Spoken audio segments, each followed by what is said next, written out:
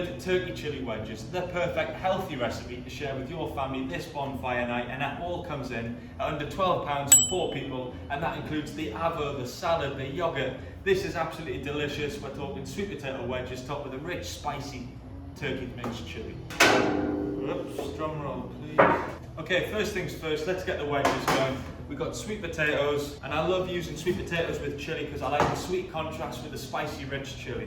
I've just tossed those sweet potatoes, a little bit of oil, that speedy shortcut for heat to mix, and in the oven they go. Loads of, whoops. To get started, just throw some onions on the floor, chop up some onions, fry these peppers and onions for 5 minutes. And now in we go with our turkey thigh mince. This makes a fantastic change to beef. It's naturally low in saturated fat and it's got a delicious flavour.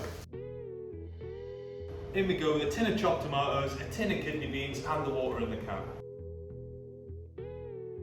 So that's our sweet potatoes done, crispy, golden, spicy, smell delicious. Time to get on to our chilli.